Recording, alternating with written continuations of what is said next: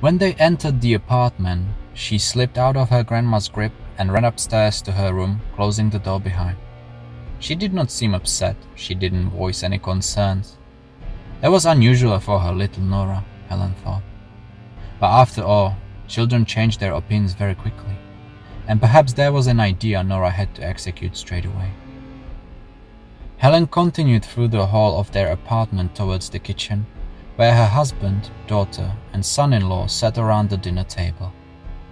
Their eyes were focused on something laying on the wooden surface, and they only looked up once Helen got right behind her husband's chair and touched his back. "Oh, hey, you are back."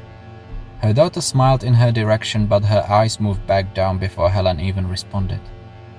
Leaning over her husband's head, she saw what they were all watching.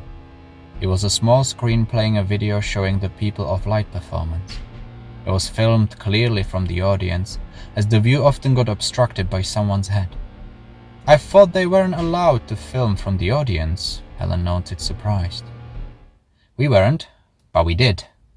Her son-in-law sounded almost proud. "You went? Why didn't you tell me? How is Nora supposed to get over her obsession with these creatures if you keep feeding them to her?" It took a moment before anyone responded, but her daughter looked from the screen on which her silhouette was spinning in a ring at a scarily high speed. "We knew you would disapprove of it. You never liked them, and Nora will be fine. We won't show her the video." Helen didn't say anything in response, only shook her head and continued to the kitchen to drop off the shopping she was carrying the whole time. Leaning on the counter, she watched the three people by the table for a moment. They were doing well.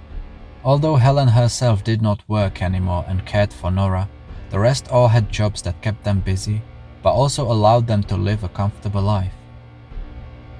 Not everyone was this lucky, and they all knew it.